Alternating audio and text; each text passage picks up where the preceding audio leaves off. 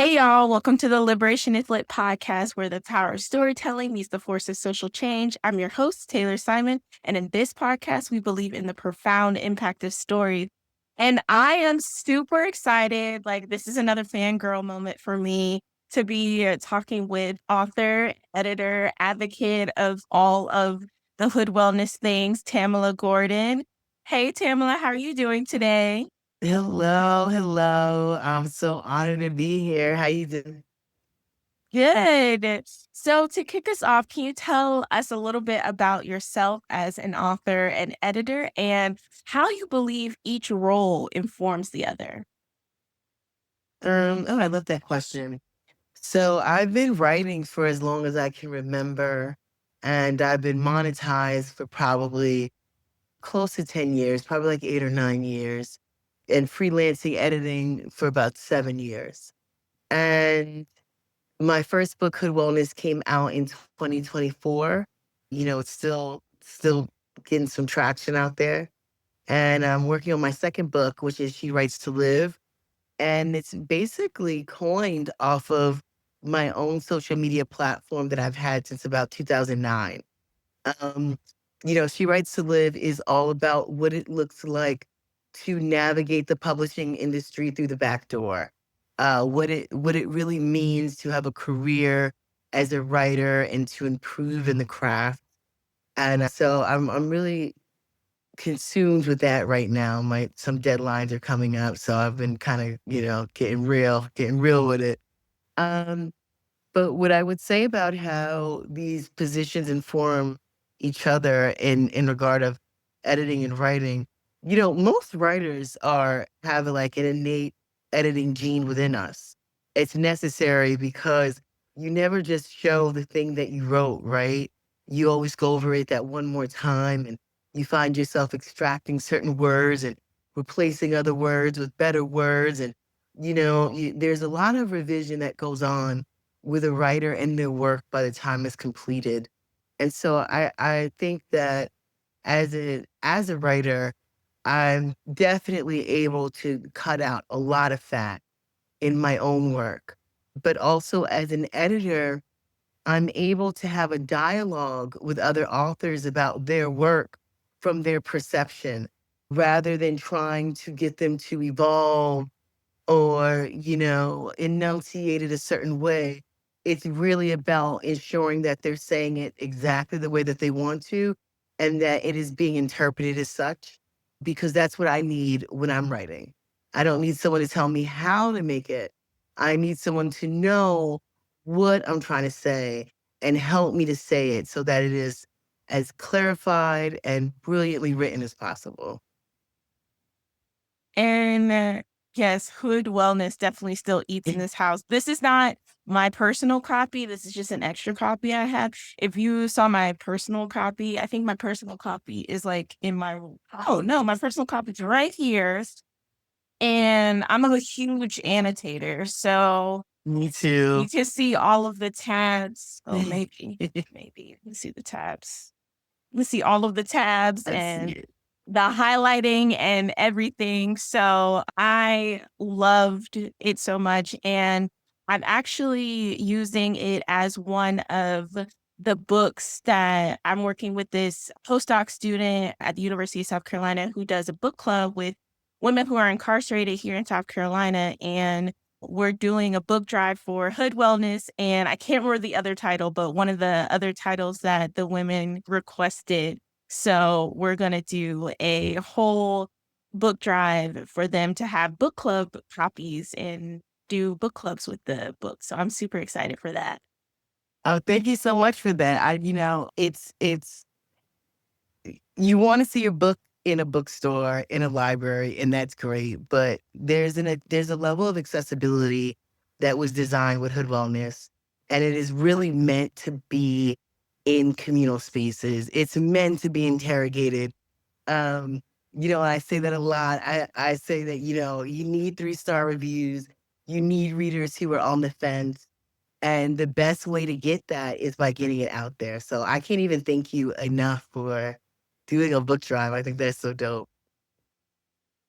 Yeah, and that's something I've really been interested in and really inspired by your work around or your advocacy around mutual aid and things like that. And when I started Liberation is Lit, I was like, I don't want it to just be a bookstore where people buy books. How can I bridge the divide between books and justice and truly make books accessible? So I'm trying to do more of those projects, but also trying to get comfortable in my own life, requesting mutual aid because firstborn daughter of like single moms and we can all do it ourselves, strong Black women, and trying to let go of some of that. And I know you talk a lot about that vulnerability and asking for help in hood wellness. What was your favorite part to write or talk about in the book? And why did you think this was an important perspective to put into the world? First of all, I want to circle back to what you were saying about mutual aid. And I'm so proud of you for even utilizing it and understanding in order for the poor and be poor model to work, you have to legitimately, you must be poured into. It can't be a system of pouring. And so what makes literacy activism so powerful right now is what you were just saying is that it has tentacles into everything. We could make this a, business issue and talk about how as activists who read, it is our duty to uphold the book spaces, right? We could so this every workshop that I do, there are always 10 new reasons. And so when it comes to mutual aid and literacy, I found myself saying a lot.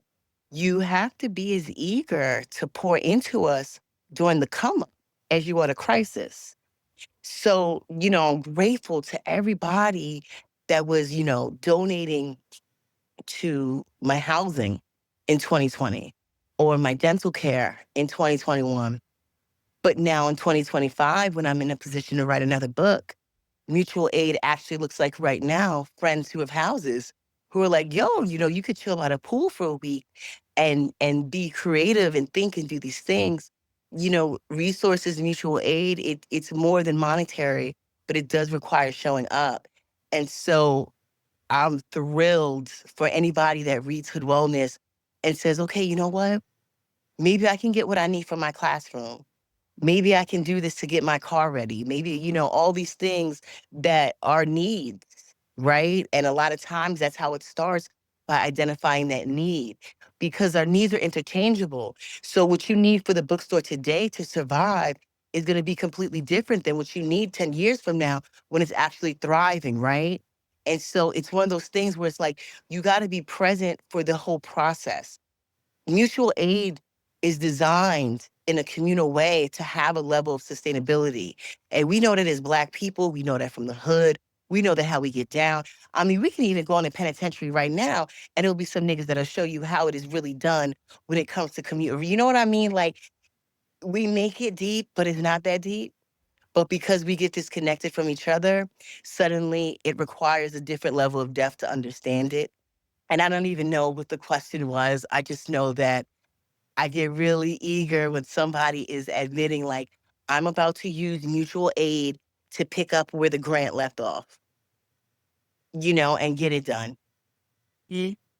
Because the work has to be done. And I was in a meeting yesterday and somebody was talking about how it's so hard to get grant money in the South because people think of it as a lost cause. Like they don't want to fund the infrastructure to well, basically it was framed as well, why would we give money to this place that just has all these bad bills and it's not going to get better? And stopping a bad bill isn't enough for us to prove our deliverables for this money.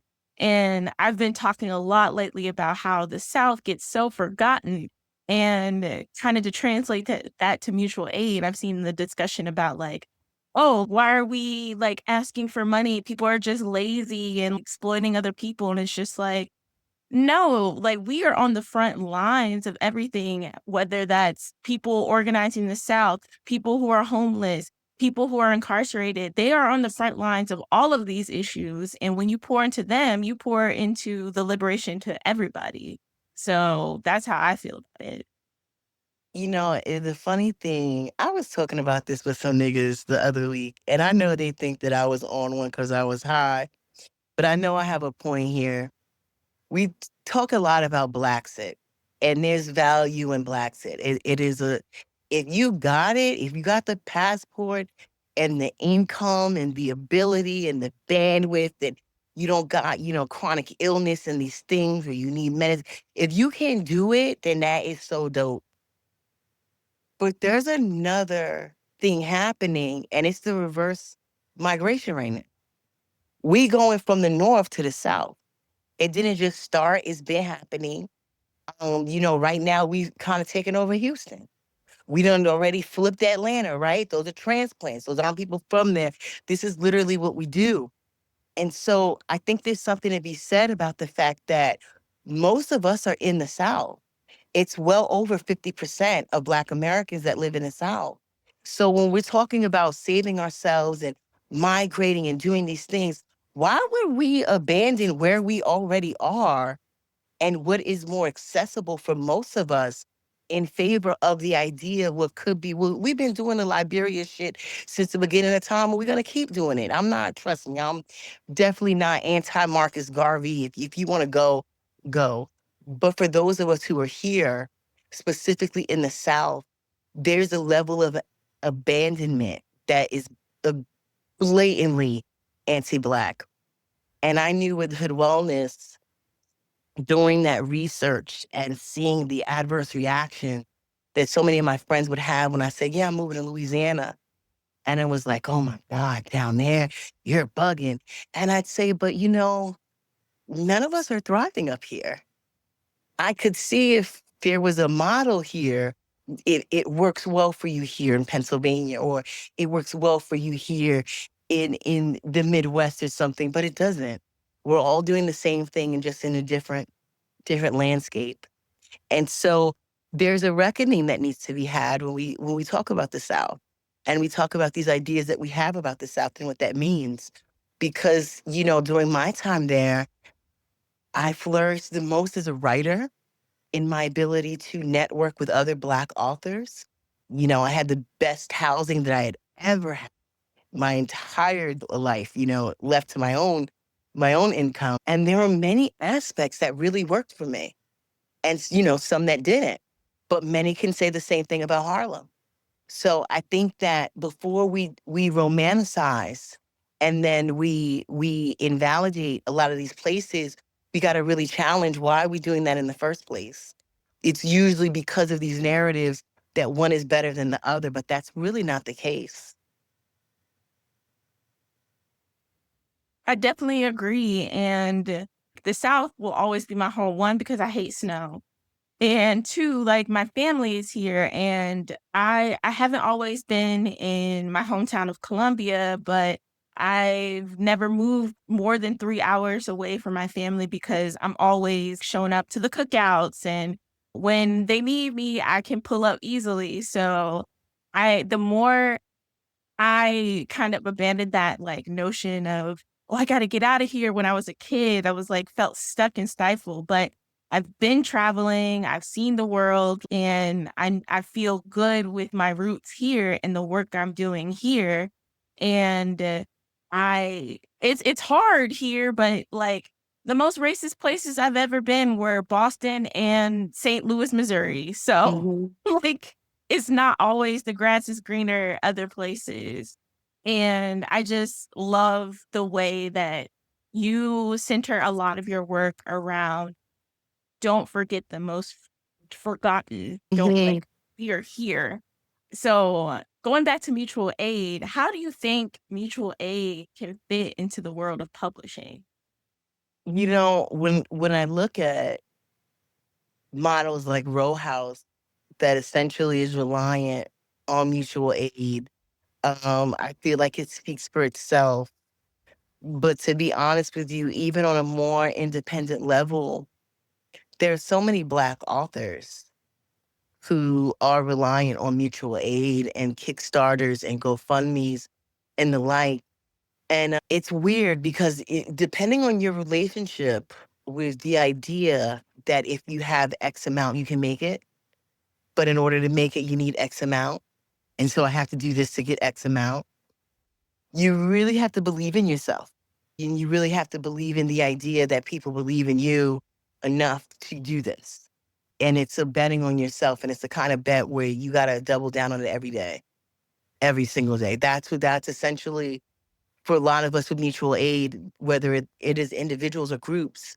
One of the first things that we learn is, that money came in quick and fast those first couple of days of that first week. And then there's that halt.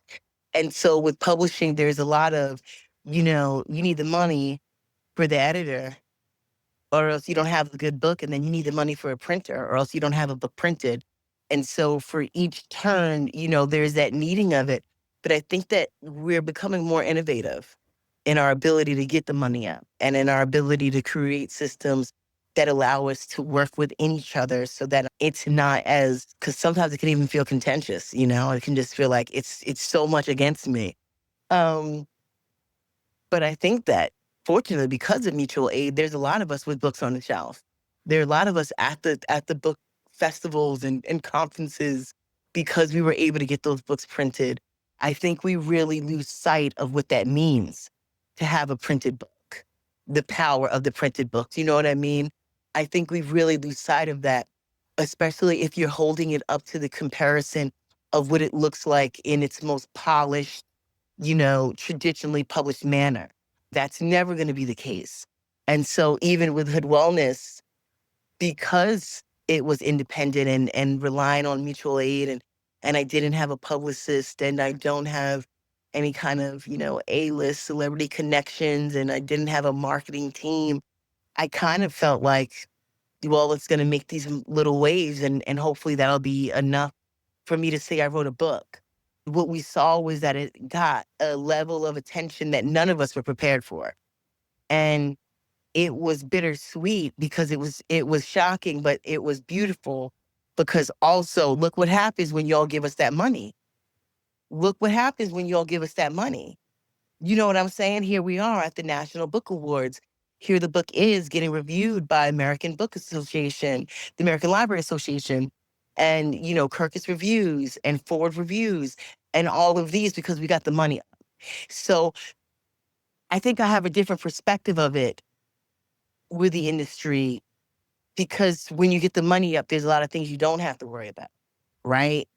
And so when I look at mutual aid, I'm looking at it a lot more now in regard of like, now when my second book comes out, I'm far less concerned with getting a publicist than I am with making sure that I can afford X amount of copies to get to these organizations and these individuals that I know will actually read it. You know what I'm saying? So it's amazing. Mutual aid has a way of really cutting out a lot of the middlemen and getting directed to where you're going. And that's why I love self-publishing because you do feel empowered by doing all of this yourself. And I love that Row House has like this self-publishing program now too. Yeah. And Row House is like my dream publisher. And I submitted a proposal to them. It was the wrong book. It was definitely the wrong book. But yeah, that was heartbreaking, but then I was like, "No, that was the wrong book." But I love the work that Row House is doing. I love the work that you are doing. And, what kinda keeps you grounded in this work as a writer and editor? The growth of it. You could play a lot of things off, right? And there really is no auto tune for writing. And so what you wrote 10 years ago is what you wrote 10 years ago. And that little book that I wrote is the little book that I wrote. And it's several versions of me ago. So I love that I can look at it and I can read it and say, I don't even think I think that anymore. And I don't relate to that emotion any longer. And I love that. And as an editor, I just love the moment when an author has no idea how powerful the thing is that they said. They think, I'm trying to say this thing and I can't say this thing, and help me say this thing. And I'm like, okay, sure. But a lot of times with writers who read, there's this moment where I'm like, but what about this other four cool things that you're saying? Like, is this not as cool? Is this not as important? Because this is really major as I'm reading it. And then they'll be like, I didn't think that was a thing. I'm like, bitch, that's the whole thing to me as a reader, and it gives them this opportunity to circle back on their own message and realize, like, oh, wait a second, I don't really have a point here. My point has points here.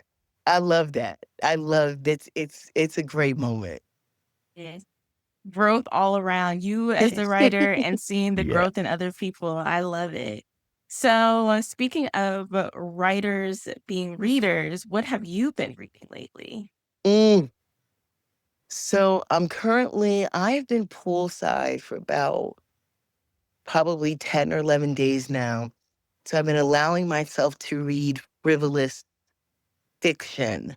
And one of them was Nothing Serious, which is like a mystery novel by Emily Smith.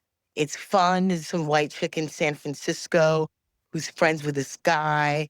And then finds a woman, they both fall in love with her, and then she dies. And so, exactly, it was so fun and random. And what I'm reading now is Didn't Nobody Give a Shit About Carlotta. And Carlotta is a Black trans woman who was recently released from prison after I think about 22 years.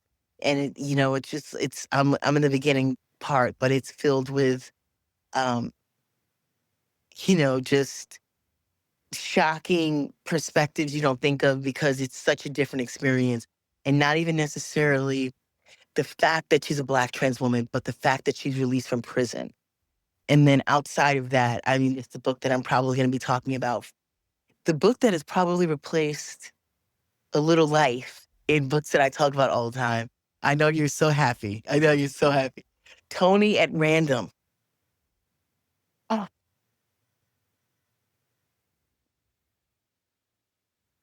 I had the same reaction. yeah. I mean,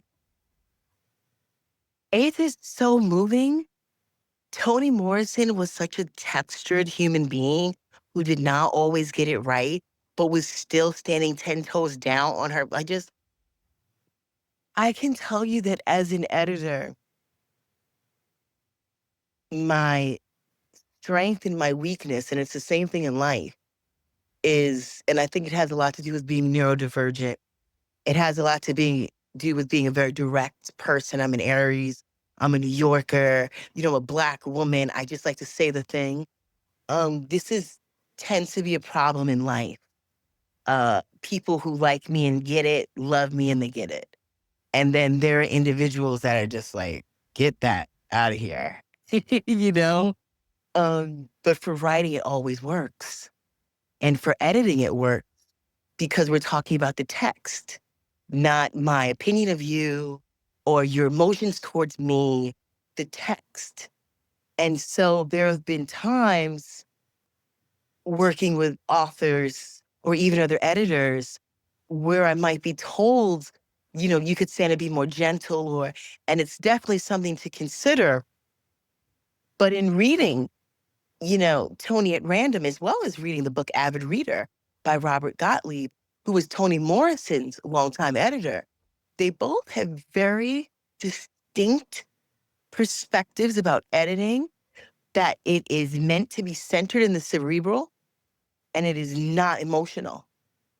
And so for a very long time, I found myself trying to like bring somebody else to the table as I was having these notes and trying to say these things in ways that I'm thinking them, which is with, the course that I kind of let go of in life. Cause I'm like, I'd rather just say that you don't like me, opposed to having to constantly use another voice for you to maybe receive me. But in reading these books, and learning their styles, I'm like, that's me. I might not be as eloquent or sharp or have an MFA, but also I deliver with that perspective and that work is everything. And so when I look back at books like All the Black Girls Are Activists, and I sometimes return to those track changes and those notes and those emails between Ebony Janice and I, because remember, that's a scholar. That's a brilliant woman and an activist and soft girl shit, and yada, yada, yada. That's also a scholar, right? So I would allow myself to say the thing blanketed so that she can just let me know about delivery. And the level of engagement that we were able to have by just saying the thing, was outstanding. I look back even at The Day God Saw Me as Black, and D. Danielle Thomas is just one of the best wordsmiths I've ever worked with. It's like she does double dutch with sentences. Do you know what I'm saying? It's ridiculous what she does with sentences.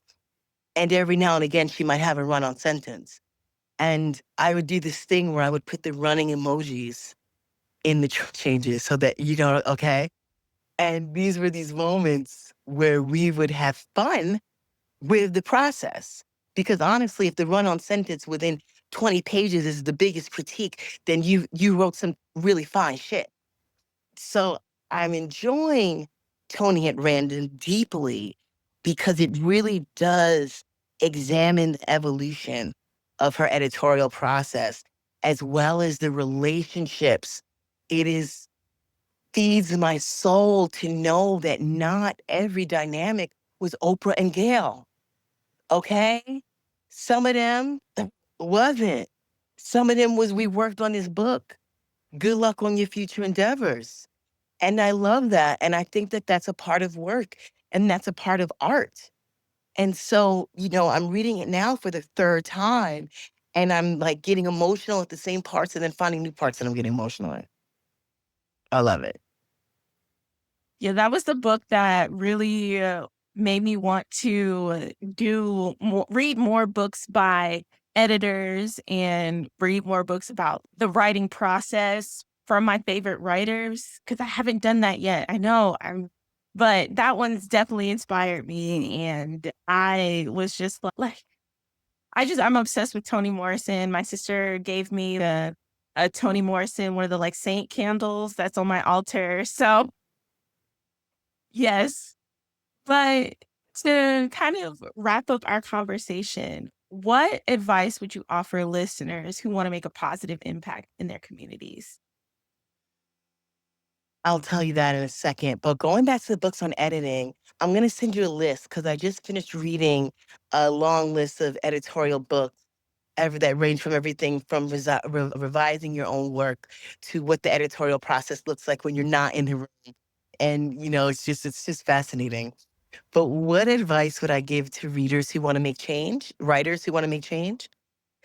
Honor your authentic voice because that's the one that's most likely going to make change. The one that you water down or the safe voice that you use might be the one that's entered in certain rooms, but it's not necessarily going to be what sparks change.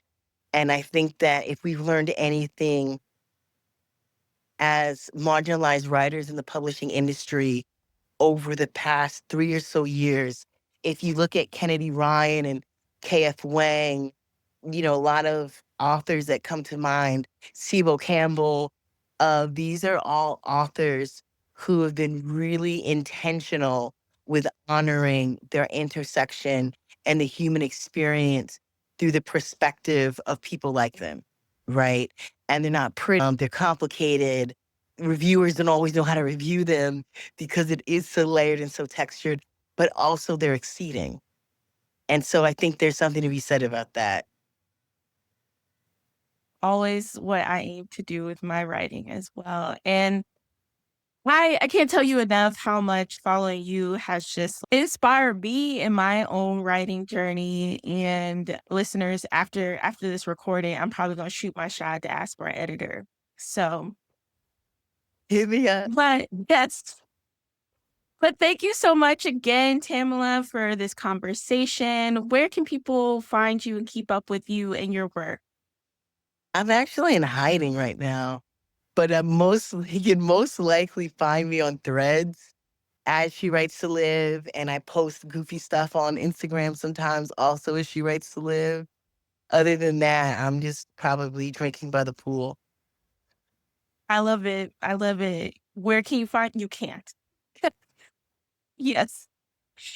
Well, thank you again. And thank you, listeners, for being part of the Liberation is Lit podcast. If you have stories you want to share, want to suggest any topics, or just want to connect, you can find us on Instagram, Facebook, and TikTok at Liberation is Lit, or visit our website, liberationislit.com. If you enjoyed the episode, please consider leaving a review. And remember, your voice matters. And together, through the lens of stories, we're going to make a difference in the world. Until next time.